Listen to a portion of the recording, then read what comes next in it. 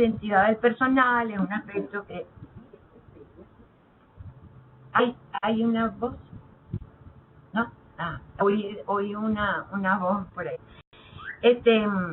La pérdida del sentido de la identidad de los trabajadores, y en esa medida que eso incitaría a las situaciones de deslealtad. De hecho, son los estudios que todos hemos hecho al respecto lo demuestran, como hay una mucha mayor tendencia al saboteo, a la rotación, porque hay una pérdida total del sentido de la pertenencia con la empresa, que la sienten ajena. La pérdida de experticia por rotación, porque como son trabajadores que constantemente, sobre todo en el caso de las intermediarias, son trabajadores que constantemente están siendo cambiados, y es una curva de aprendizaje que se repite cada vez para hasta que se aprende nuevamente la vida del trabajo, etc. Y bueno, y por último, el hecho que descapitaliza a la empresa en materia de recursos humanos, ya que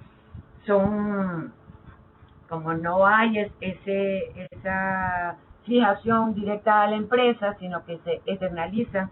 En algunos casos incluso se ha hablado de externalizaciones completas del proceso productivo, incluso hasta a nivel gerencial. Entonces, en cuyo caso, pues la pérdida de recursos humanos, del capital, como se llama la empresa, de recursos humanos, es mucho más grave. De acuerdo a Enrique, la investigación académica que ha tenido lugar en los países desarrollados concluye que en función de la eficiencia y del desarrollo de la productividad es necesario el control sobre el core activities, es decir, sobre todo lo que es el giro central de la empresa, y que solo deberían externalizarse las actividades conexas o periféricas para que ello afecte en menor medida la eficiencia o verdaderamente sea un factor de desarrollo de la productividad. Luego, ya en el momento de evaluar las consecuencias, una vez vista la empresa, pues hay que pasearse por las consecuencias sobre el trabajador, sobre el mercado de trabajo, sobre el movimiento sindical, las relaciones laborales y, en definitiva, sobre la sociedad. Para el trabajador, bueno, es lo más conocido, la inestabilidad, el estado permanente de incertidumbre que se coloca el trabajador, la precarización, porque los trabajadores subcontratados son los que hacen las tareas más peligrosas o más inseguras, son los que reciben los menores salarios, obviamente, aparte de que en numerosos casos no reciben ninguna protección por parte de prestaciones en el momento de abandonar la relación laboral. Y además, ya en términos específicos, se habla de el quiebre entre la relación clásica entre trabajo e identidad, por la fragmentación entre las trayectorias laborales, también trabajado, que el trabajador tiene que adecuar ampliar su empleabilidad de acuerdo a lo que pueda conseguir, y en general pues suelen ser trabajos de baja calificación. Entonces no hay posibilidad de establecer una continuidad que le permita una identidad entre lo que hace y mismo su vida. Toda la responsabilidad de ser empleado y de poderse calificar pasa a estar sobre sus hombros, y que por tanto tiene una capacidad de elección muy restringida, y eso se convierte en un círculo vicioso. Pero en todo esto, en todos estos aspectos, hablando de las consecuencias para los trabajadores y entre los trabajadores, lo que nos va a explicar a su vez la pérdida de capacidad de presión de los trabajadores, es básicamente las contradicciones que se crean entre el trabajador contratado y el trabajador subcontratado. Sobre todo, básicamente, cuando estamos hablando de la subcontratación al interior de la empresa. Cuando la subcontratación se produce en otra empresa, el fenómeno puede ser más controlable, o digamos, puede no llegar a ser tan grave como es cuando se produce la confrontación de estar en un mismo espacio de trabajo los que son tienen condiciones fijas y los que están en condiciones de precarización. Hay sobre eso también muchísimos casos que demuestran cómo la tensión que se produce entre ambos tipos de trabajadores verdaderamente quiebra las posibilidades de identidad del colectivo. En términos del mercado de trabajo, ese hecho tiene muchas consecuencias, como es el debilitamiento cuantitativo y cualitativo de los mercados internos, que le resta fuerza a la negociación, más aún cuando el trabajador subcontratado siempre aparece como el posible futuro o destino de los trabajadores fijos frente al futuro, en la medida en que si exigen demasiada elevación de o mejora de sus condiciones de trabajo. Perdón, tengo un gato que me vuelve loca.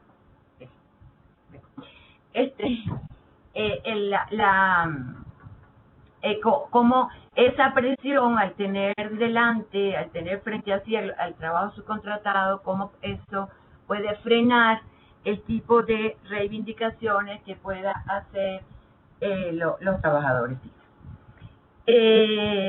Luego, por eso mismo, los mercados secundarios, es decir, la asistencia del trabajador subcontratado dentro de la empresa, presiona hacia la baja y profundiza la segmentación entre mercados primarios y mercados secundarios, bloqueando la movilidad entre categorías y aumentando, por supuesto, el poder patronal.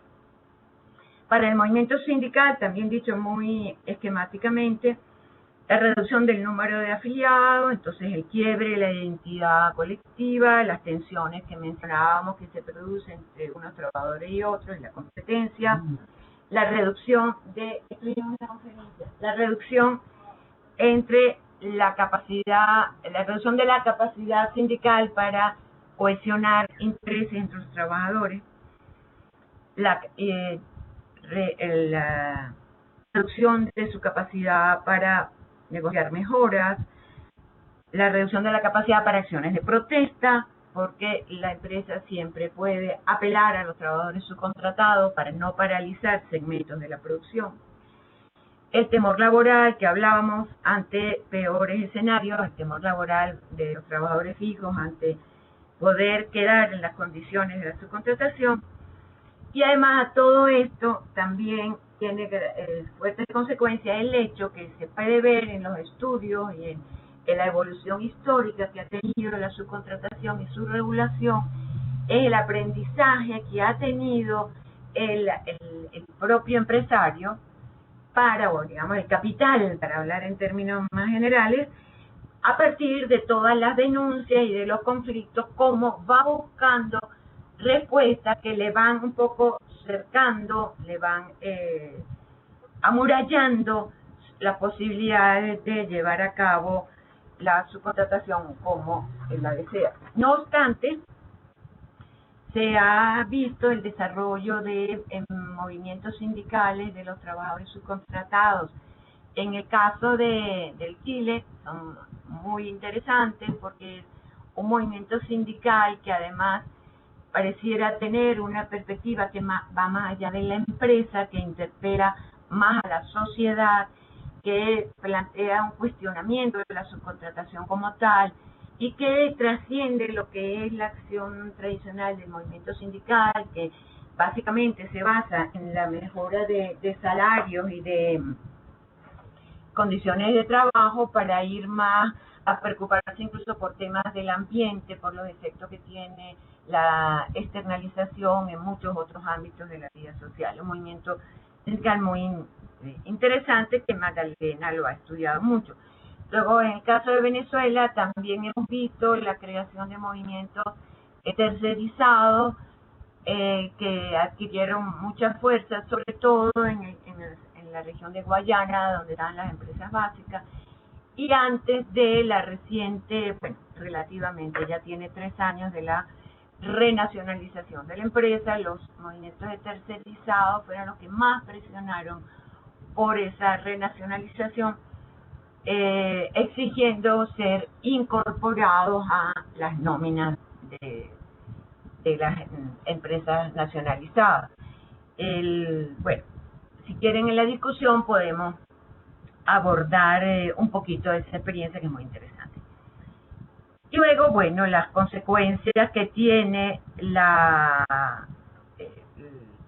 en términos de relaciones laborales, también la recuperación de potestades patronales perdidas, la prestación de servicios que son excluidas del ámbito del derecho del trabajo, y que lo que señalábamos antes para las razones laborales es gravísimo, que se dibuja la figura del empleador, y en muchos casos no hay idea frente a quién es que hay que negociar o plantear las denuncias. Y luego para la sociedad, también muy esquemático, bueno, todo lo que es la pérdida de cohesión social por la desigualdad de derechos que se crea entre la heterogeneidad entre los trabajadores, el resentimiento social que eso fomenta porque son trabajadores que además están uno frente a otro sintiéndose todos trabajadores pero sufriendo condiciones muy diferentes. Bueno, la ruptura, como llama José Zambalón, del contrato social que existía previamente en el modelo fordista, también Castel habla por la ruptura de ese mismo contrato, por la desestabilización de los estables, la instalación de la precariedad, y él habla de la desafiliación y la anomia social. Bien, eso también es un tema con muchas repercusiones, pero en todo caso es la demostración de que las consecuencias de la subcontratación, y más aún cuando se coloca en el centro del nuevo modelo de acumulación, va mucho más allá a nivel de empresa o mucho más allá de los efectos que pueda tener para los trabajadores involucrados en los procesos de subcontratación, sino que se convierte, de hecho se ha convertido en las posibilidades de empleo para toda la población joven que está por incorporarse al mercado de trabajo, como es el caso de España, donde se ha visto de manera clarísima. En sexto lugar, y como número penúltimo del tema, pasearnos un poquito por los modos de regulación que ha tenido la externalización en América Latina. Entonces, a partir de los estudios de Oscar Hernández, que muchos conocen, venezolano, él ha hablado de 3 periodos de regulación, bueno, los podemos ver también para América Latina. Entonces, en primer lugar, un periodo garantista, que es desde principios de siglo, de las primeras décadas del siglo pasado, donde se da todo el desarrollo del derecho del trabajo, cuya función estaba clarísima, que era proteger al más débil en la relación laboral. Entonces, ese es el momento de la creación de los primeros códigos laborales, que el centro de esos primeros códigos fue restringir la intermediación. Eso se lo puede ver en todos los códigos laborales de la región. El tema de todas las injusticias y de la explotación que se producía con los trabajadores que no estaban contratados directamente por la empresa, sino a través de personeros que se dedicaban simplemente a recoger, sobre todo en los campos, a recoger a la mano de obra, o ya al estilo de lo que luego serían las ETT, se responsabilizaban por el pago, pero trabajaban siempre para un tercero. Dadas todas las injusticias que se vieron, las consecuencias de eso, toda la regulación fue muy fuerte para prohibir la intermediación. Por tanto, se reforzaron las responsabilidades tanto de quien contrataba como de quien disfrutaba del servicio. Y, por supuesto, se prohibieron las agencias de colocación, que serían las futuras GTT. Luego, entonces, después de ese periodo garantista, vendría el periodo flexibilizador, a partir de los 70, 80 y sobre todo en los 90, que es cuando el derecho de trabajo deja de tener como función fundamental la defensa del más débil, sino que incorpora como parte de sus funciones el desarrollo de la productividad y la creación de empleo. Entonces eso ya introduce muchos nuevos criterios y justifica los procesos de desregulación que vamos a observar, que van a conducir a hacer factible, a permitir la existencia de las empresas de trabajo temporal, las ETT, que no son otra cosa que las agencias de colocación clásicas que se habían prohibido anteriormente, e incluso, lo más increíble, que la propia OIT, por los años 98, ahorita no recuerdo bien, legitima la existencia de estas empresas. Entonces, bueno, es un periodo que se puede decir que se abre las puertas al uso ilimitado de todas estas figuras de externalización y se disminuyen las responsabilidades patronales en todos los códigos laborales. Ese periodo podríamos decir que se disuelve un poco, que entra un nuevo periodo en ciertos países de la región, que sería el periodo actual que el propio Oscar llama, para el caso de Venezuela, pero que lo podemos extender a América Latina, que es la tensión entre garantismo o regulación y flexibilidad. ¿Por qué se habla de esa tensión? Porque se comienza a retroceder en la flexibilización en algunos aspectos y se empieza a recuperar espacio para la protección.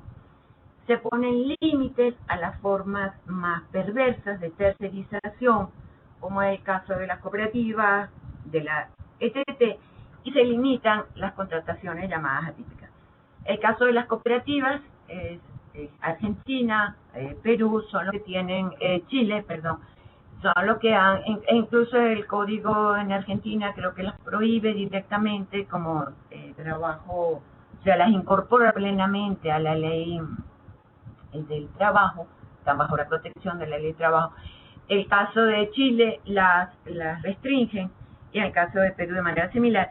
El caso de las ETT en Venezuela se prohíben, primero a través de la Ley de Protección Medio Ambiente del Trabajo y luego ya directamente en la Ley Orgánica del Trabajo aprobada hace 4 meses, se prohíben de manera definitiva la intermediación. Ya aparece explícitamente en el nuevo código la prohibición de la tercerización, entendida básicamente como intermediación. También, si quieren, lo abordamos después en la discusión, pero también se protege mucho más o se restringe mucho más el uso del trabajo temporal. ¿Por qué se habla de una tensión? Porque al mismo tiempo que por un lado se hacen estas formas de regulación, por otro lado, en el caso de Venezuela es muy claro porque mientras en otros países se ha restringido o se ha incluso prohibido el uso de las cooperativas como como formas de relación laboral, en el caso de Venezuela, en cambio, se cambió la ley de cooperativas y se las extrajo completamente del manto protector del derecho de trabajo y son consideradas como si fuera un trabajo autónomo con parte de una empresa contratista. También hay que decir que en el caso también hablamos de tensión en el caso de Venezuela porque desde el punto de vista práctico las empresas estatales son las que más han incumplido toda la normativa. Bien, para terminar, a partir de los señalamientos que hace Enrique en su trabajo, me pareció interesante extraer algunas de las implicaciones teóricas que él señala como producto de toda la discusión y el debate más reciente sobre su contratación. Entonces la sintetizaría en 4. En primer lugar, la unidad de análisis, dice Enrique, deja de ser propiamente la empresa para pasar a ser o la empresa o los fenómenos de la reestructuración productiva restringida a la empresa, para pasar a ser la cadena de valor completa, es decir, la cadena de subcontratación ya en su interior, que deben ser entonces analizadas la tecnología y el cambio tecnológico, la organización, la cultura laboral, la relación laboral, etcétera, etcétera. Entonces, es un concepto de reestructuración productiva que se amplía ahora para ser visto como toda la cadena. En segundo lugar, la realidad demuestra ser tan compleja y heterogénea y todavía tan insuficientemente estudiada en este marco de la cadena de valor, que solo, plantea Enrique, la investigación empírica puede determinar qué es lo que domina hoy en día en la subcontratación. Esto dentro del debate ya de largos años que se ha sostenido entre si la subcontratación es un fenómeno que es el upgrading, ¿cómo que se llama? Ajá, el upgrading, que sería la más prometedora, o el fenómeno más bien downgrading, que donde predomina más una nueva un tipo de internalización hacia la baja, hacia la degradación de las condiciones de los trabajadores e incluso de la relación entre empresas. Entonces, el planteamiento central es este: solo una investigación basada en lo que realmente está ocurriendo es lo que nos puede determinar, y lo que plantea Enrique es que la mayor parte de las investigaciones están demostrando que son muy pocas las empresas que están haciendo de esto un cambio en el sentido más prometedor. En ese sentido, por tanto, más que el crecimiento de un enjambre de redes de empresas descentralizadas, lo que parece predominar es el incremento de relaciones de subordinación de unas empresas respecto a otras en todos los planos, con su correspondiente efecto sobre los trabajadores y las relaciones laborales. Y desde el punto de vista del capital, me pareció muy interesante el señalamiento que hace Enrique, que no existe frente a la crisis del capital, y que sus manifestaciones fueron en el 2000 y la más fuerte en el 2008, no existe una nueva estrategia o un nuevo modelo de acumulación, un nuevo marco institucional, para utilizar yo el término, como sí existieron cuando, después de la crisis del 29 y después de la Segunda Guerra, que se, digamos, institucionaliza el estado del bienestar, y después de la crisis de los 70, que se institucionaliza el modelo neoliberal con su correspondiente Estado que propicia el predominio del mercado, sino que en este caso no ha habido no ha ocurrido el proceso de destrucción creadora que habla Schumpeter, sino que lo más que se puede hablar, o lo que sí pareciera quedar sumamente claro, es que la subcontratación pasa a estar en el centro de las estrategias empresariales, dejando de tener ese papel más marginal que había tenido hasta comienzos del siglo XXI. Yo a eso añadiría, así que mientras en el llamado modo de producción fordista se llegó a un consenso acerca de cómo regular las relaciones laborales mediante una fórmula que podríamos llamar suma positivo, porque favorecía el crecimiento manteniendo expectativas crecientes por parte de ambas partes, que se resolvía por parte de los interlocutores sociales, que se resolvían en la lucha social, pero que permitieron una regulación del trabajo creciente.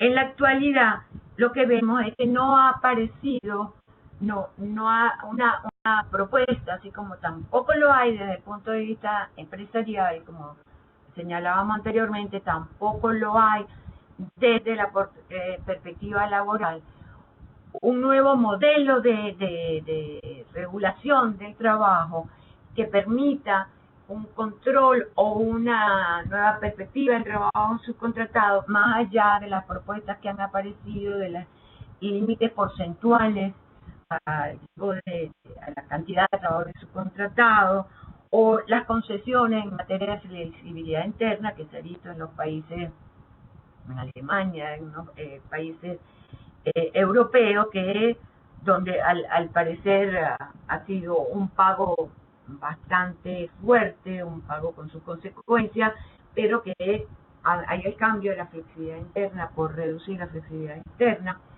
o el tema de la flexiseguridad, que es otra de las propuestas también muy cuestionadas, que pudiéramos decir que todas ellas son propuestas que no han logrado satisfacer ni las expectativas de los actores en conflicto, ni tampoco construir una solución definitiva a la precarización creciente que regularmente acompaña al trabajo subcontratado. Bueno, me perdonan si me prolongué demasiado, quería abordar toda la temática o por lo menos sus elementos más importantes, nunca abordarla toda es posible. Bien, ok. Muy bien, Tetelo, excelente, excelente, y saludos al gato. ¿Cómo se llama el gato? Ella es Frida, hay dos. Ella es Frida. Frida Kahlo. Frida Kahlo. Frida Kahlo. Bueno, yo quisiera añadir algunas observaciones para luego desatar la discusión, empezando por los que están a distancia y luego los que están aquí presentes. Si el tema de la subcontratación lo analizáramos como algo estático, es decir, no es su visión histórica, no solamente su visión cronológica, sino yo diría histórica, creo que sacaríamos conclusiones diferentes a las que sacó Tetelo muy correctamente. Es decir, la subcontratación existe desde épocas precapitalistas, ¿sí? Sin embargo, como decía Marx, una categoría puede ser que exista en otras épocas históricas, pero cuando se ubica en un periodo ya más concreto, por ejemplo, del presente, puede adquirir otros significados, ¿sí? Otros significados teniendo las mismas formas, ¿sí? Otros significados, ¿por qué? Porque está en un contexto y articulaciones con otros elementos de la realidad que no son los que tuvo en otra época.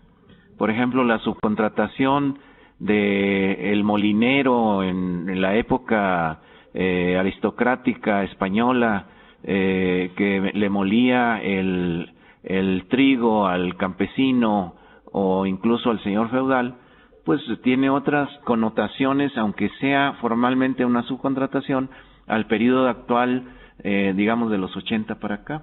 Y lo mismo en el periodo anterior al 80, pues ya en el capitalismo hubo también subcontratación, pero con otras connotaciones, porque están las articulaciones con el resto de lo económico, político, social, de manera diferenciada.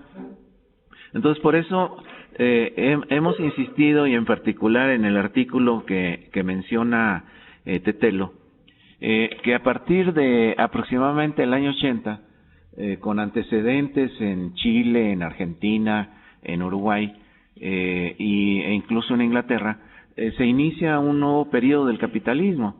Dice Stephen Wood, que ha sido un estudioso inglés pues muy connotado, que se comienza a hablar de flexibilidad del trabajo en términos actuales, modernos o en términos neoliberales, apenas en el año de 1980, ¿sí?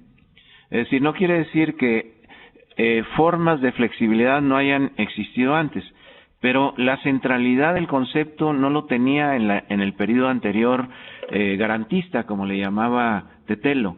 Es decir, existía, pero se sobreponía a la flexibilidad la idea garantista de trabajo estable, el puesto con funciones bien definidas, la no movilidad interna, etcétera, etcétera. Es decir, la contraparte de lo que ahora se considera tan importante por las empresas para ganar en productividad y calidad.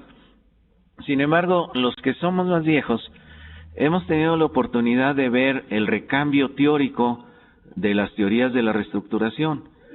Por ejemplo, en los años 80 no se hablaba prácticamente de empresa red. Es un fenómeno o es una categoría de los años 90 para acá. Entonces, ¿qué se hablaba en los 80?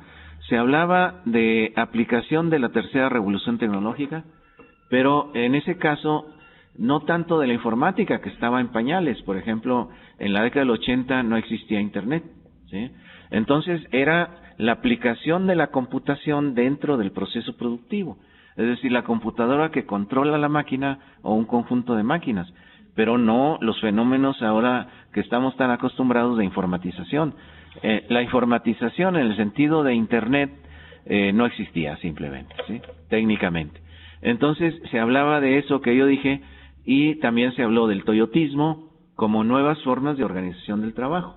Es decir, el justo a tiempo, el control total de la calidad, los trabajos en equipo, etcétera. Y también hacia finales de la década de la especialización flexible en la forma de distritos industriales.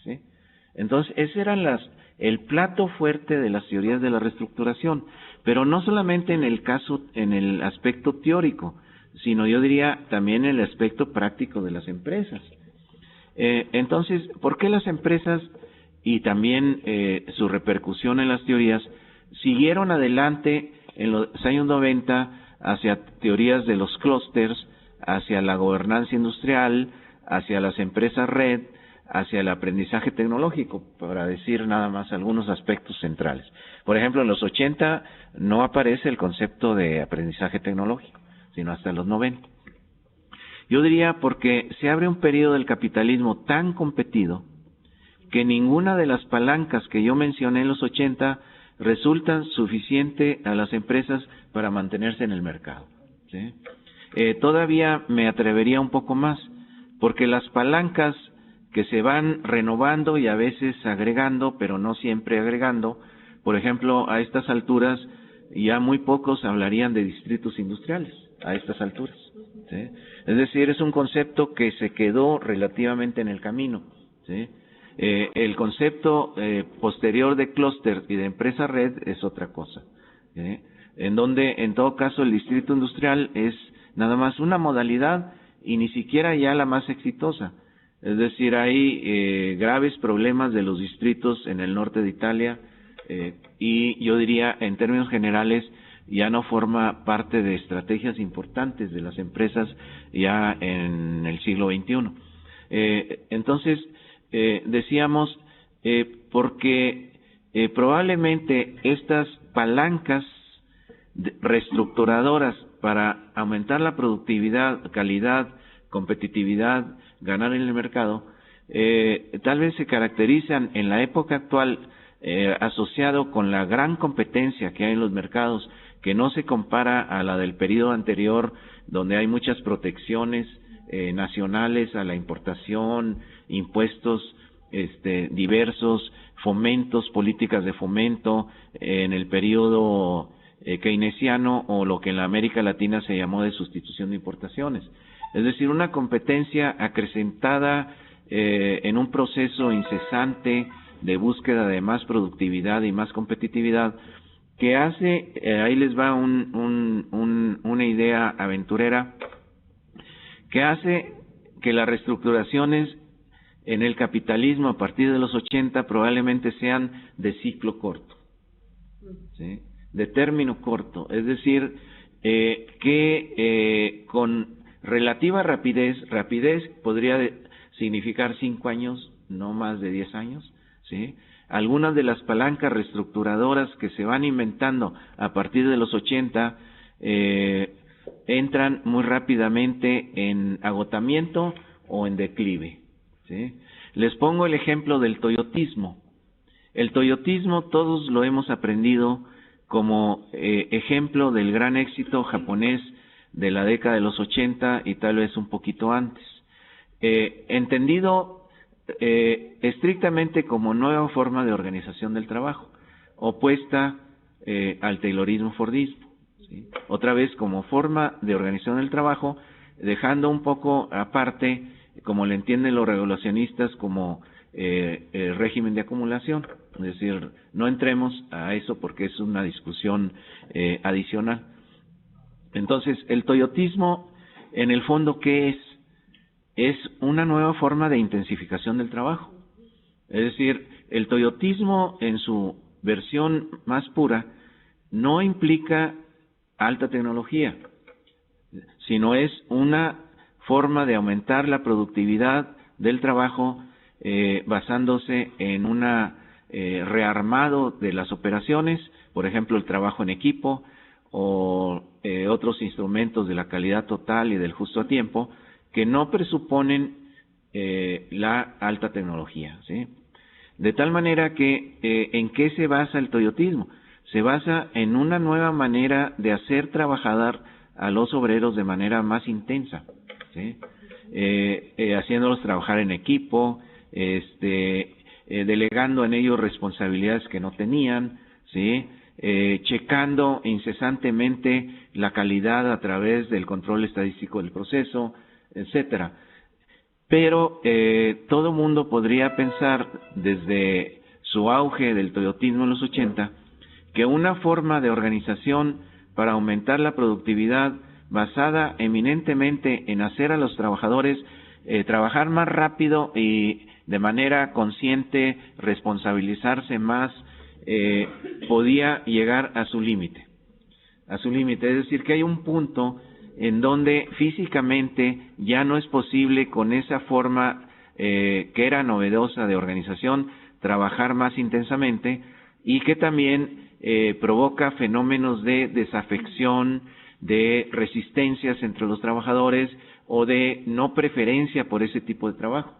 Y me van a perdonar lo rápido de la exposición, pero muchos, hemos sospechado que detrás de la prolongadísima crisis japonesa, de mediados de los 90 hasta tal vez no superada, ¿sí? Es decir, la idea de éxito japonés es una cuestión histórica, no una cuestión actual. Es decir, Japón no es actualmente un modelo a seguir, ¿sí? Como aprendimos en nuestras épocas de estudiante cuando se hablaba de toyotismo, de nueva forma de organización. Es decir, la economía japonesa ha estado funcionando durante 10 o 15 años muy mal, a partir de mediados de los 90. Y algunos autores plantean que detrás está el agotamiento del toyotismo. Es decir, así como los regulacionistas hablaron de un agotamiento de la capacidad del taylorismo-fordismo de seguir aumentando la productividad basado en los mismos principios de segmentación del trabajo, de trabajo estandarizado, simple, rutinario, medido para el otro, que ya no era posible seguir aumentando la productividad de esa manera. También algunos plantean que ahora ya no es posible con el simple toyotismo seguir logrando el aumento de la productividad. Es decir, que tal vez esta renovación tan frecuente de las palancas de reestructuración que no termina, tenga detrás que estas palancas no son palancas ni absolutas ni de largo plazo, y en esa medida el capital se ve presionado por la altísima competencia en los mercados para estar constantemente reinventando las formas de producir, ¿sí? De tal manera que hablar solamente de la introducción de la computación en el proceso productivo resulta insuficiente para el capital. Que solamente hablar de toyotismo como una revolución de lo que había sido el taylorismo-fordismo, también. Que en el camino se quedan los distritos industriales, que los clústeres también, como decía muy bien Tetelo, pueden tener problemas en términos de su articulación en la cadena productiva, que también las empresas redes, ahora sí con informática, pueden tener problemas o no ser suficientes, y que no es algo así como la varita mágica definitiva del capital para tener una reestructuración más o menos definitiva de muy larga duración. Es decir, lo que demuestra la crisis del 2008-2009, que probablemente sea la última gran crisis después de la gran crisis de los 70 del capitalismo a nivel global, es que muchas de las palancas inventadas a partir de los 80, toyotismo, nueva revolución tecnológica, distritos industriales, clústeres, aprendizajes tecnológicos, empresas red, empezaron o terminaron algunas de tener dificultades para continuar con la acumulación del capital. Y entonces la pregunta que se plantea vinculada con la subcontratación, como bien decía Tetelo, es ahora hay en el panorama nuevos palancas empresariales. Empresa red no es nueva, eso es de los 90. Aprendizaje tecnológico no es nuevo, es de los 90. Estoy diciendo nuevas innovaciones en el sentido grande de formas de reestructuración que pudieran salvar las dificultades de la gran crisis de 2008-2009 no se ve en la bibliografía especializada.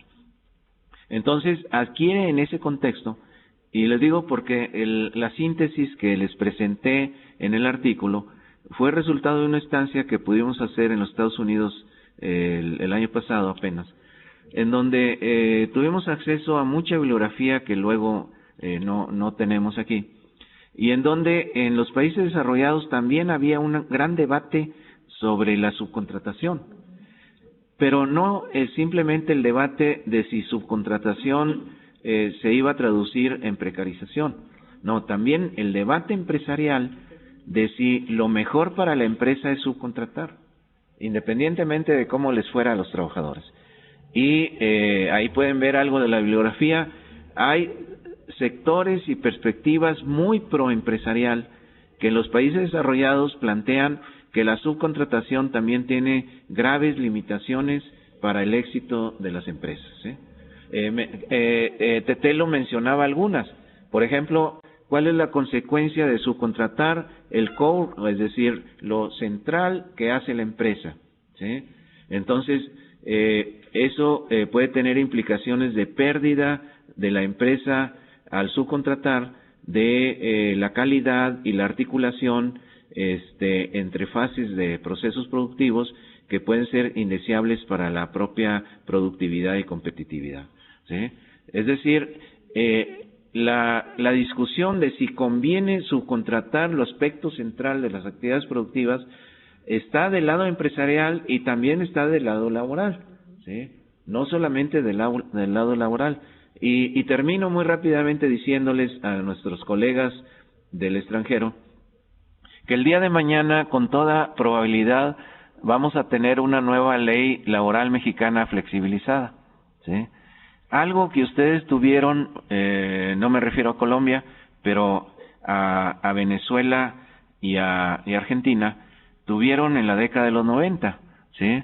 Es decir, aquí hay un retraso desde el punto de vista neoliberal de la flexibilización de la ley laboral, ¿sí? Y por eso la observación de Tetelo es muy importante. Es decir, los nuevos gobiernos en Argentina, Brasil y también Venezuela, con todas las salvedades, algunas de las formas más salvajes de flexibilización creo que las han amortiguado, ¿sí? Digamos, algunas de sus leyes ya flexibilizadas han cambiado ya en el siglo XXI, tal vez no al gusto de todos, pero no como se encuentran o como se va a encontrar a partir del día lunes en el caso mexicano, ¿sí? O como se encontraron en la época de Menem o en la época de Carlos Andrés Pérez, ¿sí?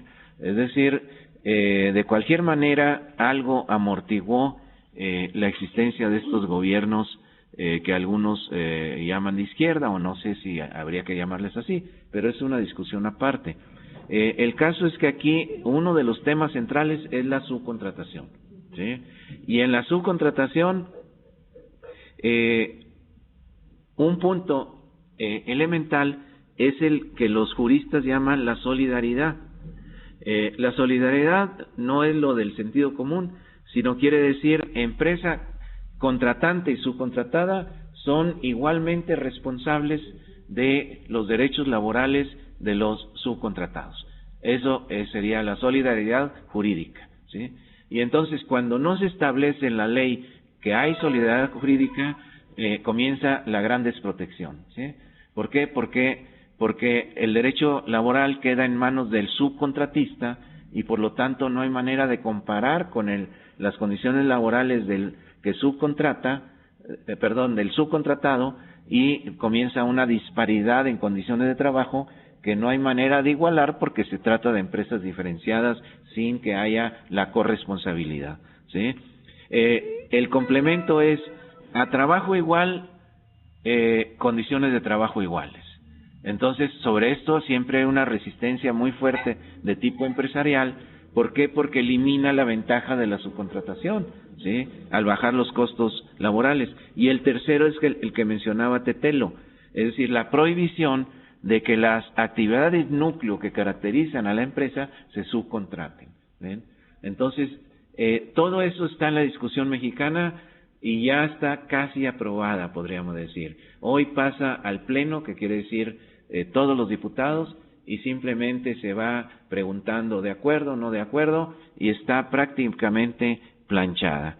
Entonces, esta discusión se pone al día en el caso mexicano, están los ejemplos amortiguados de algunos de los países de ustedes, están otros ejemplos no amortiguados, puede ser el caso colombiano, ¿sí? Aunque ahí se eliminó la figura de cooperativa de trabajo asociado en Colombia, pero se eliminó por un factor externo que fue la presión del gobierno americano, ¿sí? Ahí conviene que los colombianos expliquen a los demás un poco este proceso, pero yo creo que a partir de las experiencias concretas podemos hacer una discusión muy amplia y muy concreta y muy rica en este momento. No sé, ¿tú querías añadir algo? No, yo creo que le damos la palabra. Le damos la palabra a nuestros colegas extranjeros. ¿Quién levanta la mano a distancia? ¿Quién levanta la mano que quiera intervenir? Diego. Sí, quería preguntar si se escucha bien. Sí, muy bien. Sí, muy bien. Yo quería hacer un comentario que en parte es una pregunta, una observación, con algo de esto del tema a nivel más empírico, y estar un poco sesgado por el caso, ¿no? Pero yo pondría en cuestión, muy bien lo haces, Enrique, el texto sobre la cuestión de la upgrading, que lo que está sucediendo en todos los países del tercer mundo es el precio de los commodities, por ejemplo, el caso de la minería, el petróleo o la soja, hasta este upgrading. Los estados se ven ante la disyuntiva si dedicarse más hoy en día a exportar commodities, que les va muy bien, o a dejar implantar empresas que buscan más conocimiento, ¿no? Ahora, por un lado, Argentina lo está intentando, la fabricación de electrodomésticos, de productos electrónicos, en zonas llamadas zonas, por ejemplo, en la zona de Tierra del Fuego, pero de ahí hay que ver el trade-off, ¿no? Entre las reducciones arancelarias que les proponen a estas empresas para que se instalen a modo de subcontrata, pues las argentinas que ensamblan productos, por ejemplo, de empresa Samsung, ¿no? Y que con la idea a largo plazo paulatinamente se fabriquen componentes locales. Más que algunos componentes fabrican quizás que son los core competencies, ¿no? Los centros de las compañías, los chips, que se fabrican en muy pocos lugares del mundo. Y hay que ver hasta qué punto, que realmente es un upgrade y genera conocimiento, hasta qué punto es conveniente dada la división internacional del trabajo. Como que es un problema. Y no sé si los gobiernos, por ejemplo, la posibilidad realmente a través de política de generar este panorama que se pintó, vuelvo a repetir, con gran desconocimiento del tema. Es eso. Entonces se fue claro. Muy bien. ¿Alguien más a distancia? ¿Alguien más a distancia?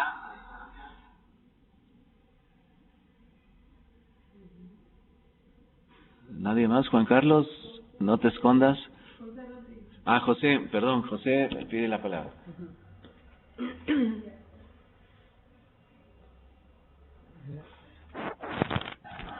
Adelante, José. ¿Se escucha? ¿Se escucha? Sí. Que una pregunta, para ver si el proceso de tercerización, de subcontratación en la industria maquiladora sería opuesto al proceso de integración. Es decir, hay una gran pregunta: ¿por qué no han sido capaces de integrarse a la industria maquiladora proveedores locales? Y por más que algunos busquen, pues no existe tal integración. En este sentido es la pregunta, por tu reflexión que haces ahorita, que el proceso de tercerización, el de subcontratación, va en contra o tiene sus debilidades, y mi pregunta es si esta sería una de ellas. Gracias. ¿Más comentarios? ¿Alguien más? Juan Carlos, ¿dónde andas? Consuelo, sí, adelante. Bueno, debo decir que no tengo ni idea de lo que dijo Diego, porque acá el sonido llegó muy mal, o sea que me perdona si no lo... Pero en cuanto al planteamiento que hizo Enrique y que le estaba planteando su trabajo, me quedó la duda si realmente se puede hablar del toyotismo como un nuevo paradigma organizacional que se implantó y que sustituyó verdaderamente al paradigma taylorfordista, ¿no? Porque lo de siempre, ¿no? Se requeriría la investigación empírica, porque tengo la impresión que el modelo de intensificación del trabajo a través de los equipos de control total de la calidad, al menos en nuestro caso, ha sido muy localizado en ciertas empresas, y yo creo que incluso hoy en día la mayoría ni siquiera las están implementando. Entonces, claro, comprendo que no estamos hablando no como de un modelo que obligatoriamente tiene que ser mayoritario, más aún cuando en nuestro país, por lo menos en el caso de Venezuela, obvio, el 50% está en el sector informal, pero ¿hasta qué punto es sigue siendo como el modelo a seguir por parte de las empresas, o que lo llegó a ser? Vamos a decir, está claro, hubo un proceso de agotamiento y ahora estaría dirigiéndose más hacia el tema de externalización, pero no sé hasta qué punto en América Latina como modelo se agotó, o si más bien como un aprendizaje quizás del agotamiento producto de otros países no llegó a ser incorporado. Eso por una parte. Y luego por la otra, siempre la pregunta es, desde la perspectiva del movimiento sindical, ¿cuál sería el modelo de organización del trabajo al cual pudiera ascribirse o el sindicalismo tratar de promover? Porque sí es propio de estos últimos 20 años que el sindicato trata de incorporarse en ese aspecto, de tener injerencia y entrar en la discusión de las propuestas de organización del trabajo. Bueno, ¿cuál sería ese modelo? ¿Más cercano al toyotismo o más cercano al modelo anterior? A ver, más intervenciones a distancia. ¿Alguien más? Juan Carlos. No está. Bueno, ¿por qué no? ¿Alguien más? ¿Quién? Yo, Enrique, Juan José. Juan José. Sí, adelante, Juan. Bueno, pues sí. Pues está muy interesante todo esto. Por ejemplo, nosotros acá en Guadalajara, con lo que son las industrias tradicionales, nos encontramos con que más o menos desde hace unos 5 años están utilizando todo esto de la subcontratación. En este caso, por ejemplo, eran industrias que acostumbraban mucho enviar de su producción a maquila a productores individuales y todo, pero como les decía, a partir de hace unos 5 o 4 años ya están, en este caso, concentrando a personas para que trabajen dentro de sus propios talleres, y estamos hablando pues de empresas pequeñitas de entre 10 y 50 trabajadores, ¿no? Pero también ya aquí en Guadalajara pues ya no son nada más las grandes compañías subcontratistas las que están supliendo, pues, por ejemplo, manos de obra pues a las industrias electrónicas, sino también ya estos talleres. Y lo curioso es que hablamos también pues de ramas en donde los mercados de trabajo estaban bien estructurados y donde se presuponía que este tipo de elementos como la subcontratación pues estarían quizás un poco alejados, pues, como para pensar en que les presentaran ventajas, ¿no?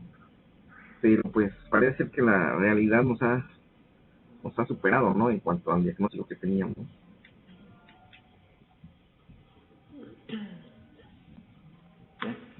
Juan Carlos, ¿algún comentario? No, ¿sí me oyen? Sí. Bueno, no, pues simplemente frente a lo que decía Enrique, acá por el acuerdo de TLC con los Estados Unidos, se ha prohibido utilizar las cooperativas de trabajo asociado como intermediadoras laborales. Sin embargo, esta práctica no ha cesado. Algunas empresas como la aerolínea Avianca prefieren pagar las multas a terminar con las cooperativas de trabajo asociado. Al parecer les cuesta menos pagar la multa que terminar con esta figura.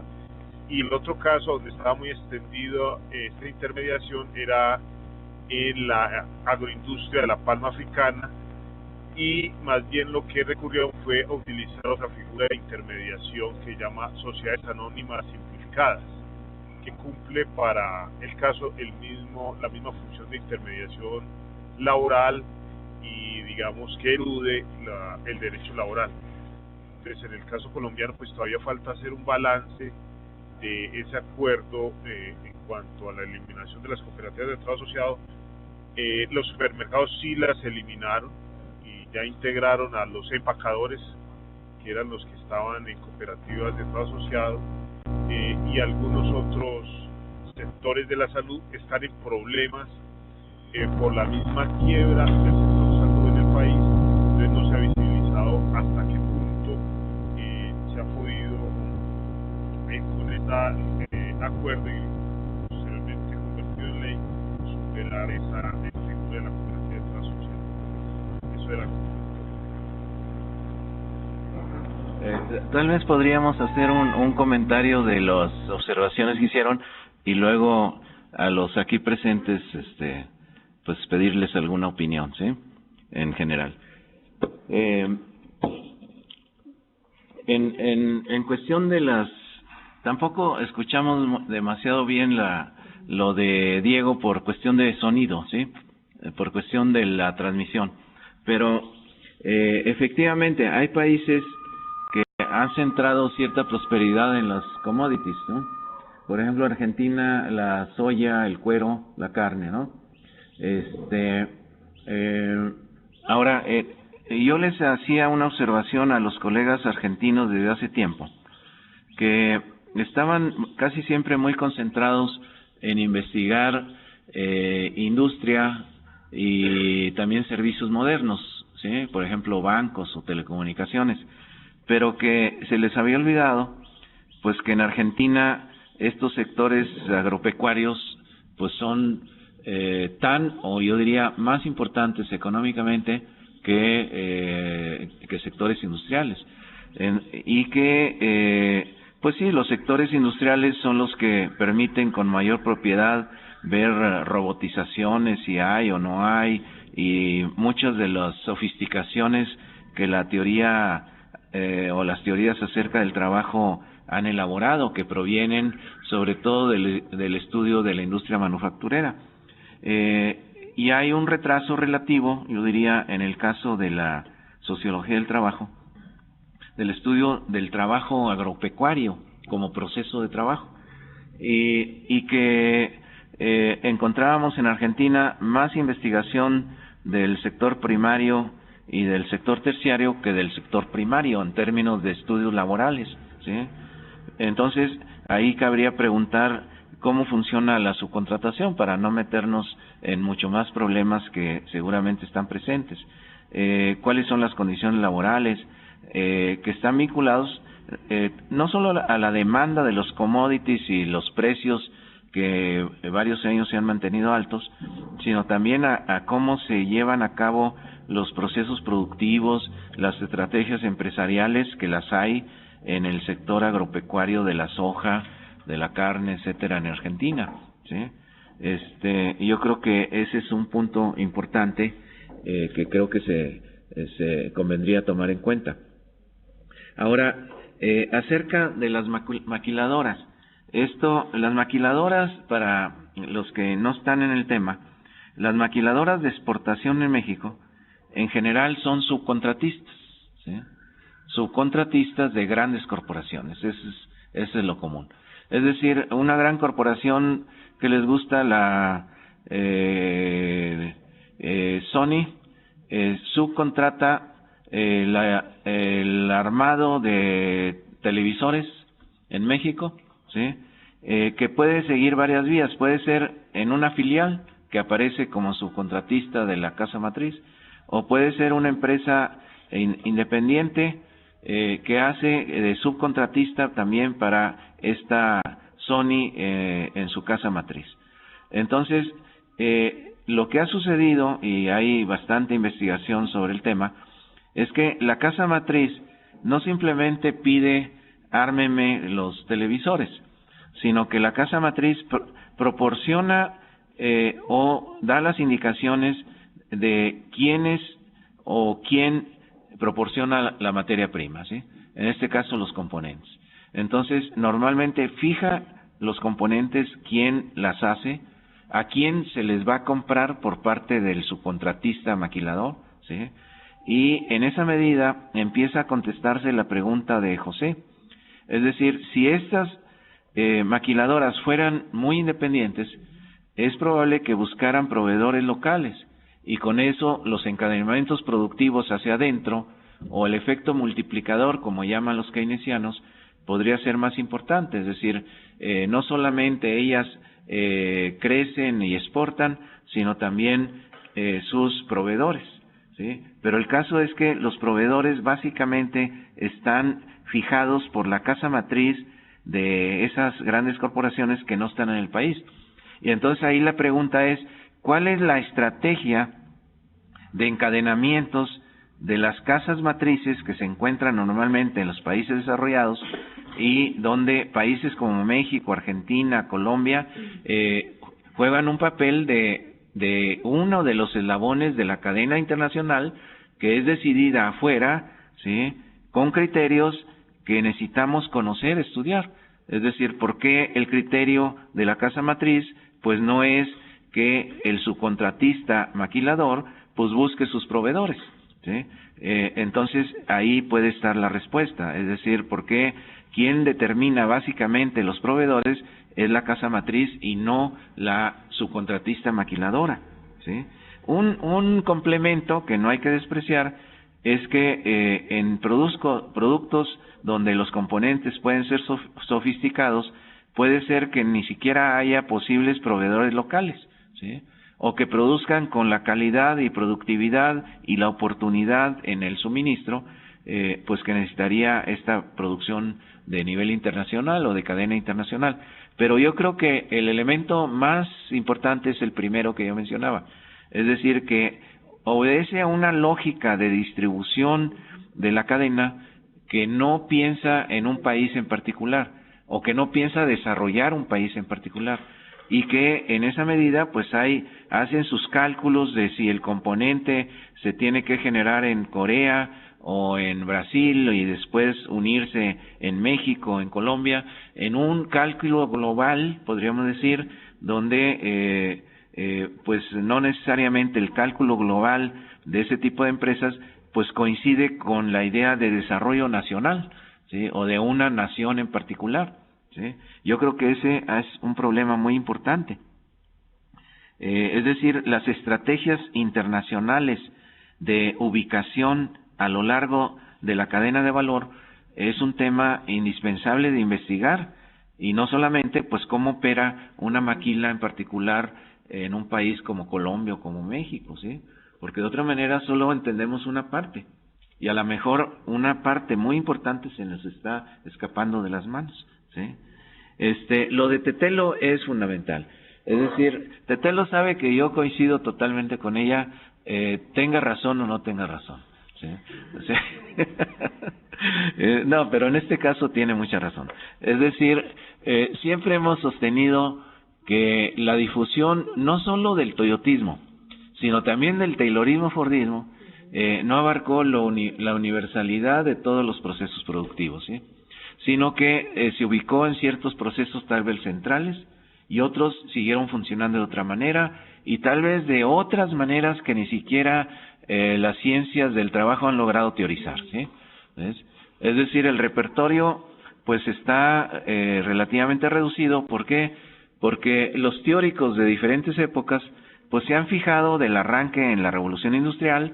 Entonces la atención fue máquinas y no herramientas para producir. Entonces es una selección de lo que existía en Europa en el siglo XIX, pero en el siglo XIX para nada todas las producciones manufactureras o industriales pues eran a través de máquinas, quedaba todavía una parte importante a través de formas semiartesanales con trabajadores de oficio, aún en Inglaterra, en Alemania, en Francia, ¿sí?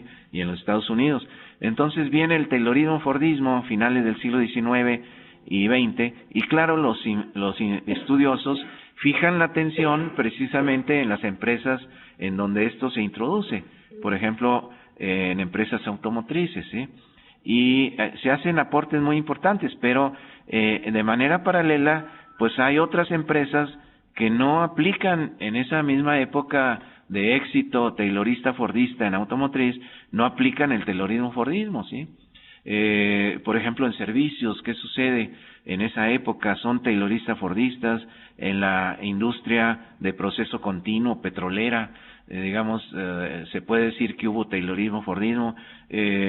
Ludger Pries, amigo nuestro de Tetelo, pues ha afirmado mucho que en esa época que los norteamericanos hablarían del taylorismo fordismo, que en Europa pues es difícil pensar que antes del 45 realmente se implantó el taylorismo fordismo en Europa, digo yo. Y entonces no solamente es un problema de desfases, sino de difusiones incompletas, ¿sí? Es decir, nunca hay difusiones completas. Y lo mismo pasa con el toyotismo, ¿sí? No solo en nuestros países, que es más evidente, sino aún en los países desarrollados. Es decir, todos se volvieron toyotistas a través de la crisis del taylorismo fordismo, pues no, ¿verdad? Es decir, ni siquiera en los países desarrollados, y menos en nuestros países. Pero de cualquier manera los estudiosos pues se fijaron en empresas que sí aplicaron todo el instrumental organizacional que venía de la Toyota y otras cosas, ¿sí? Y entonces, más bien la observación de agotamientos no es de que todo un periodo tenga que ser pensado como que hay un solo modelo de producción, si lo queremos ver así, no, sino que aún en aquellos donde se aplicó, aún en aquellos donde sí se aplicó, sin que haya sido todos, y en algunos países ni siquiera la mayoría, en aquellos donde se aplicó, a lo mejor también llegó agotamiento. Ese es el planteamiento, ¿sí? Por ejemplo, ¿qué pasa en los procesos productivos automotrices en Japón, tipo la Toyota, ¿sí? Bueno, no quiero ser presumido, pero yo sí tuve oportunidad en algún momento de la vida de visitar la Toyota en Japón. Bueno, ellos ya pensaban, cuando yo fui, que solo con el toyotismo no era posible, ¿sí? Que no era posible ni la calidad, ni la productividad, ni la competitividad. Y entonces, ¿qué hicieron? Pues en partes importantes del proceso productivo introdujeron alta robotización, ¿sí? Y entonces esa parte robotizada pues ya no era toyotizada. Lo hacían las máquinas y los trabajadores estaban más bien de vigilantes, ¿sí? Pero otra parte del proceso productivo seguía siendo muy toyotista. Por ejemplo, la instalación de los tableros de enfrente o de los asientos o de las llantas, ¿sí? Y ahí dependían básicamente de la mano de obra, en una forma polivalente, no era tiempos y movimientos, sino el mismo trabajador hacía, no me acuerdo, hay un número, no sé cuántas operaciones, y se daba la vuelta y atornillaba por aquí y colocaba por acá, en un ritmo que a los europeos que iban en esa especie de viaje de estudio los dejó impresionados, siendo especialistas de industria automotriz en sus países.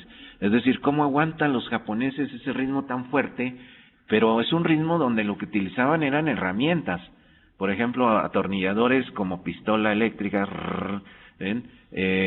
Pero no eran hechos por grandes máquinas, mucho menos por robots.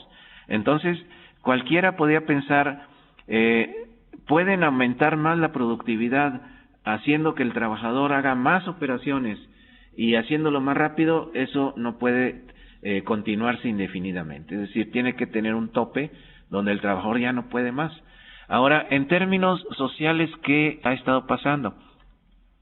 Lo que ha estado pasando es generaciones de jóvenes japoneses que rechazan el trabajo toyotizado, ¿sí? que rechazan el trabajo toyotizado.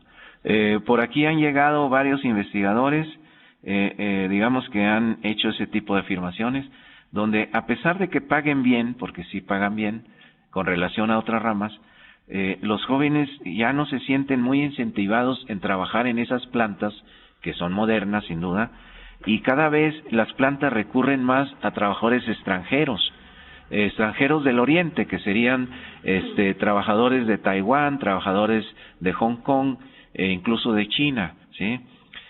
Frente a una no atractivo de no ir a su casa el domingo o el sábado, quedarse a dormir en los hoyos de abeja, eso que ustedes han visto en documentales, eso ya no les atrae a los jóvenes japoneses.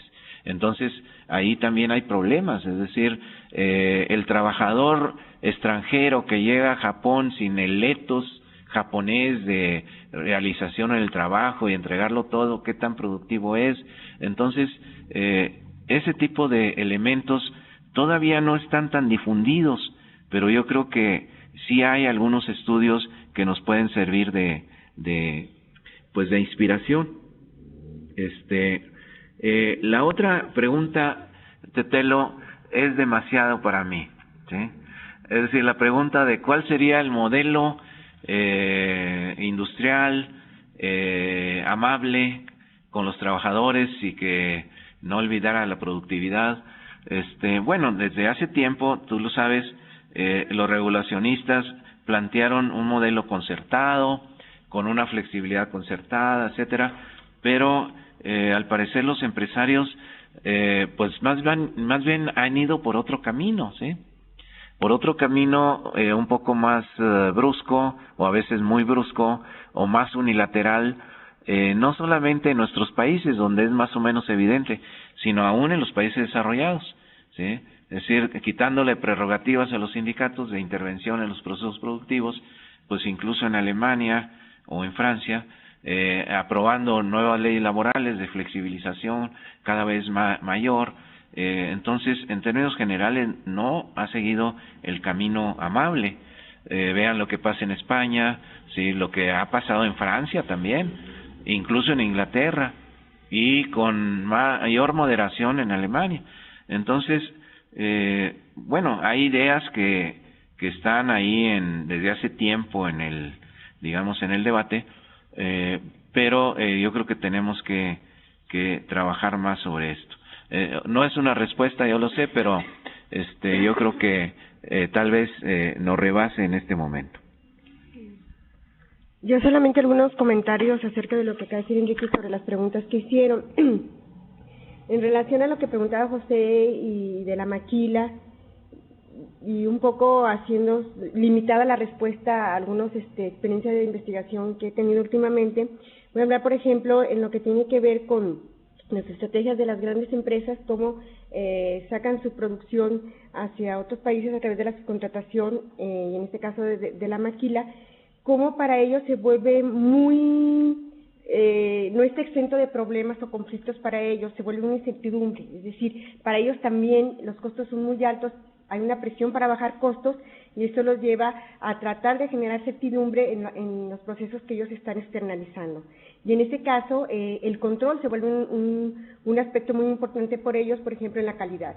Entonces, las empresas que están haciendo ahora, bueno, se puede hablar de un mercado segmentado al interno de la empresa, donde el outsourcing se hace a trabajadores que van a realizar las tareas más simples todavía dentro de este proceso, las más repetitivas, las más rutinarias, y congregan un grupo selecto de trabajadores que van a realizar aquellas tareas que les garantice la calidad que están requiriendo y, por otro lado, el ahorro en costo. Y el gasto más fuerte en estas compañías tiene que ver con la vigilancia sobre la calidad. Entonces, no está garantizado que una estrategia de externalización pueda ser eficiente o muy productiva para ellos, y tienen que tomar ciertas estrategias al interno de estas maquiladoras o filiales subcontratadas para poder lograr la calidad y realmente ahorrar los costos que ellos están buscando ahí para poder salir más o menos con un poco de ganancia, ¿no?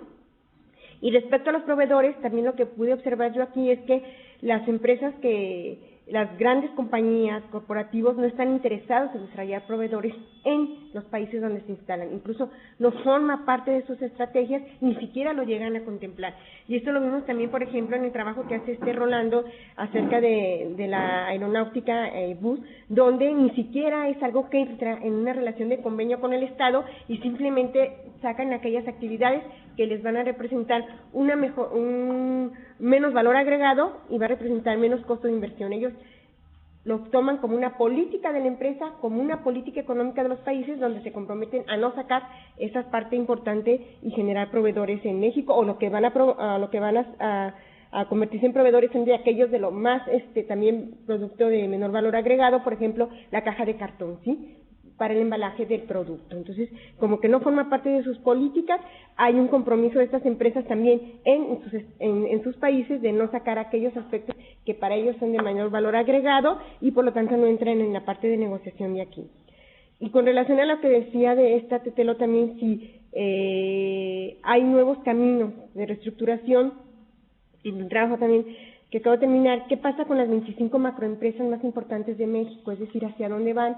Y lo que logramos ver es que van hacia yo le llamo una tercera revolución, donde la palanca de la organización del trabajo, nuevas formas organizacionales, ya no fue suficiente y ahora se lanzan de nuevo a la tecnologización, tanto en aquellas empresas que son manufactureras como la de los servicios, ¿sí? Un mayor control a través de la tecnología, tanto para los trabajadores, para extendiéndose de los trabajadores, aquellas actividades administrativas también y sobre todo a lo que tiene que ver con el control del proceso de trabajo, ¿no? Entonces, hay una vuelta a una tecnologización muy fuerte, al menos en estas 25 macroempresas que contemplan tanto servicios como la manufacturera, ¿no?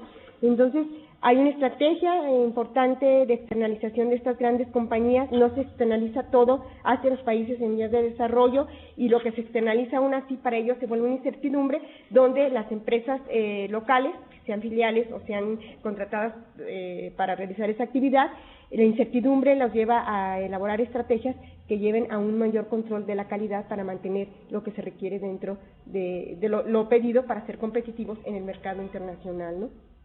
Sí, solamente. ¿Por qué no abrimos ahora una ronda y luego vemos si a distancia hay más opiniones? No sé si alguien quiere participar. Digo, levante la mano. Pásense no se lo acerquen demasiado. Sí. No. Bueno, como intervención en realidad es una pregunta que me surge en cuanto a los retos de la posibilidad de sindicalización del sector de subcontratación, y es, digamos, la posibilidad de pensar en alianzas estratégicas que pudieran haber entre sindicatos que representen a las empresas de la cadena de valor, o incluso a sindicatos que no sean de esa misma cadena, pero que sí representen al sector. Sí, estoy, por ejemplo, pensando en el caso de telecomunicaciones, por ejemplo, tanto en el caso de aquí de México como de Brasil. Bueno, en el caso de México todavía no ha sido exitosa como tal la sindicalización, pero sí los intentos de sindicalización de trabajadores de call centers han tenido mucho que ver con el impulso, por ejemplo, que los sindicatos de telecomunicaciones, ya sea en este caso el sindicato de telefonistas a nivel nacional, como por ejemplo la UNI a nivel global, o como incluso la CWIA en Estados Unidos, han apoyado a la sindicalización de ese sector. Entonces, como la pregunta sería si es posible pensar en qué papel juega este apoyo que pudieran dar los sindicatos ya establecidos del sector, y si se pudiera pensar en alianzas estratégicas entre los sindicatos que representan a las distintas empresas de la cadena de valor.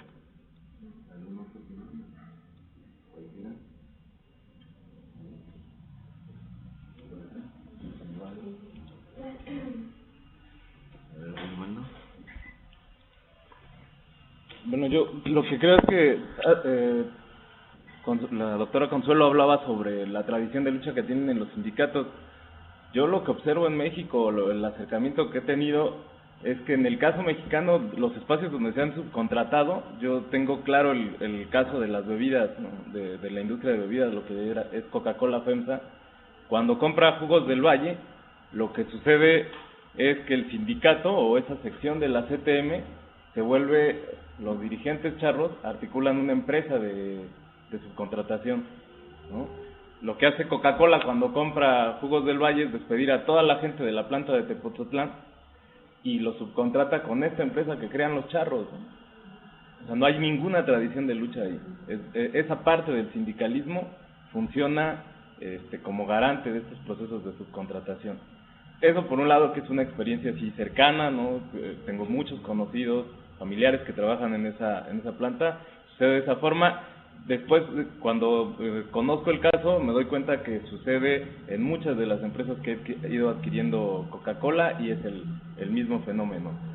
El otro aspecto para mí tiene que ver con lo que se maneja, y en el caso específico de la reforma a la Ley Federal del Trabajo en México, de la subcontratación como panacea del crecimiento y la productividad, ¿no? Y a mí me parece que ahí el referente más cercano que hay en este país es la maquiladora. O sea, la maquiladora nunca despunta en términos de tasas de crecimiento altas ni de elevar o upgrading que le llaman, precisamente por la alta tasa de rotación, ¿no? O sea, la flexibilidad que tiene el trabajador para dejar de trabajar en un lugar y entrar a trabajar a otro espacio con condiciones completamente distintas. Y a mí me parece que también se tendría que hacer el análisis de las empresas que más han crecido en los últimos 20 años en las distintas economías. Yo no observo que empresas grandes como Cemex o como Telmex, incluso como Televisa, tengan detrás procesos de subcontratación que sí lo pueden hacer. O sea, en México se subcontrataba al margen de la Ley Federal del Trabajo y estas empresas, no observo, por lo menos no hay estudios de caso que lo validen, que tengan amplios procesos de subcontratación. Yo lo que veo en la Ford, por ejemplo, en el caso de la industria automotriz, en la Ford de Cuautitlán, es que el porcentaje de subcontratación es mínimo, de esta subcontratación de tercerización de fuerza laboral, es mínimo, ¿no? De los 2,000 y tantos trabajadores que tienen, 1,900 son sindicalizados y tienen contrato con la Ford. ¿Y a quiénes son a los que subcontratan? A los de limpieza, a los de embarque, o sea, no tienen que ver directamente con el proceso productivo. Ahora bien, sí hay la otra forma de subcontratación, que es el contratar quién hace el chasis, quién hace las defensas, pero me parece que ahí también tiene que ver mucho con la naturaleza de la mercancía, ¿no? O sea, lo que es el automóvil, que se compone de distintas mercancías que pueden aparecer como mercancía final en el mercado. Toda la línea de autopartes puede aparecer también como mercado refaccionario, y esa es una naturaleza específica de la mercancía en el caso del automotriz, ¿no? A ver, a distancia, si hay algún comentario.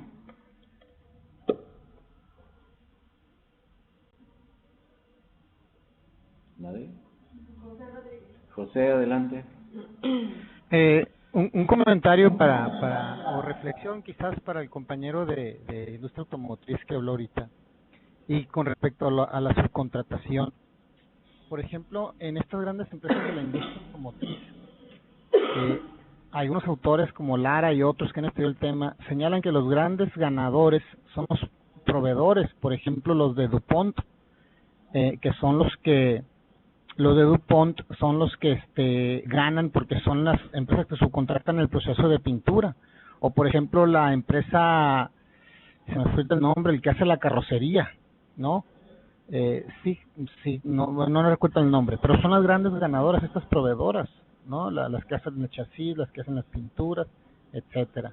Entonces quizás también habría que matizar que en la industria automotriz, en este proceso de subcontratación, son los grandes proveedores al interior de la industria automotriz los que están, digamos, ganando.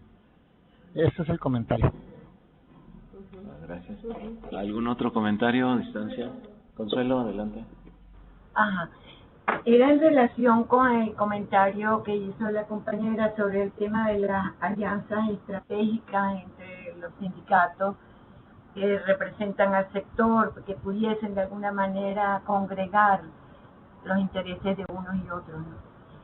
Pareciera, al menos por las experiencias que conozco, que es bastante difícil llegar a esos acuerdos. Fíjense que en el caso de Chile lo que hemos sabido es que son sindicatos de tercerizados, y en el caso de Venezuela, que son los únicos casos que conozco al respecto de este tipo de sindicatos, es similar, porque hay una gran confrontación de intereses. El ejemplo para nosotros mejor es el ejemplo de las empresas básicas, especialmente de Sidor, que es la empresa que se reestatizó, porque es una empresa que tiene alrededor de 4.500, 5.000 trabajadores fijos y tiene unos 8.000 trabajadores subcontratados. Entonces, claro, el temor que tiene el sindicalismo de los trabajadores, el sindicalismo de la empresa, pues de los trabajadores fijos, es que la incorporación de todos estos trabajadores les va a reducir drásticamente sus posibilidades de negociación, incluso siendo una empresa estatal. Y más o menos un fenómeno similar es lo que vemos en el caso de empresas como Coca-Cola o como grandes empresas que utilizan mecanismos de subcontratación.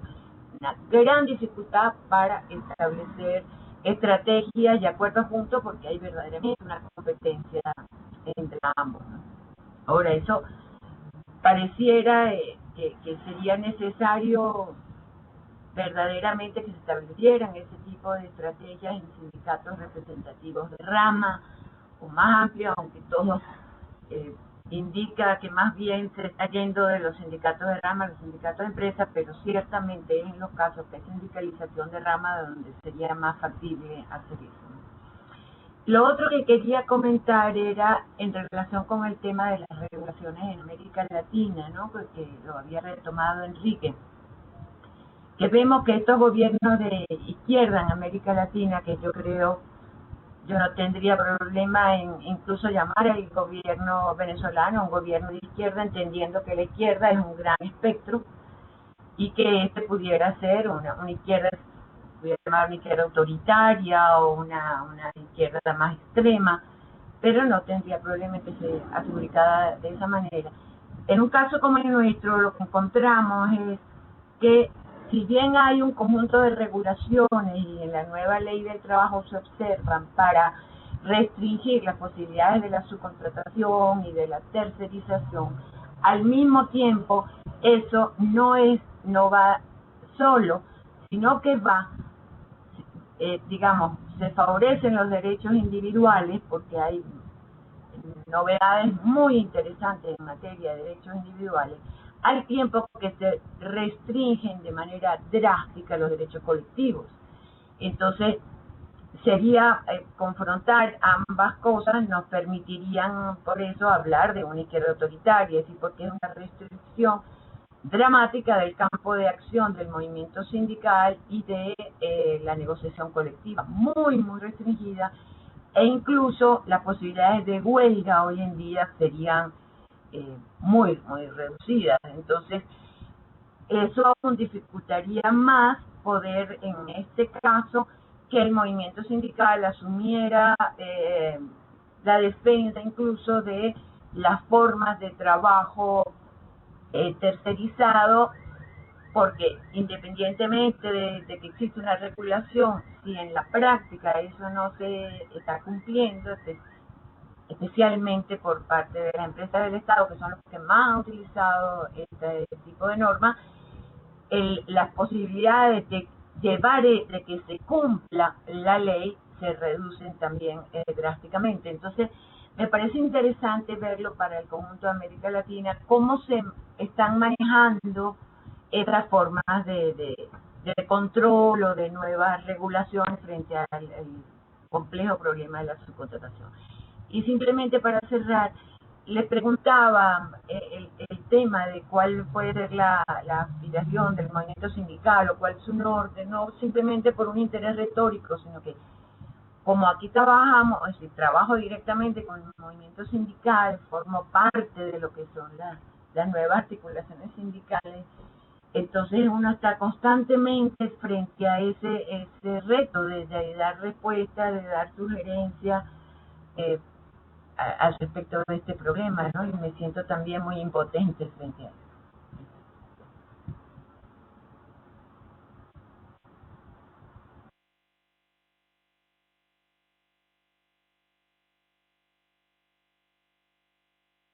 ¿No?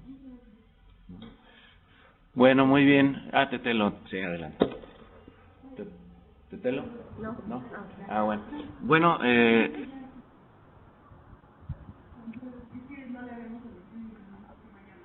no, dice que no. Ya no querías intervenir, ¿verdad, Tetelo? Bueno, pues yo creo que fue una discusión muy rica, ¿verdad? La presentación de Tetelo fue muy buena, muy amplia, ¿sí? Y yo creo que también las contribuciones de las diferentes experiencias de empresas que otros han estudiado, las maquilas, los call centers, las empresas venezolanas, la soya. Entonces yo creo que este experimento de teleconferencias, teleseminarios, pues ha resultado muy interesante, yo diría exitoso, ¿sí? Todavía tenemos a un investigador muy notable que es Ricardo Ramalho, que es de Brasil, que se disculpó porque tenía un congreso, ¿no? Entonces él también aporta desde ese país tan importante. Entonces, pues darle las gracias a todos, especialmente a Tetelo, y pues nos vemos en la próxima fecha con un tema muy candente que es el relanzamiento de las teorías del proceso de trabajo, ¿sí? Este es un planteamiento inglés. Tuvimos aquí el año pasado a Paul Thompson, que ustedes han oído hablar de él. Paul Thompson es pues prácticamente el continuador heredero de Richard Hyman. O sea, Richard Hyman ya está jubilado. No quiere decir totalmente inactivo, pero pues ya no tiene la participación y digamos creación de antes. Entonces Paul Thompson es la nueva figura inglesa de los procesos de trabajo. Sí, entonces muchas gracias y pues nos vemos en la próxima.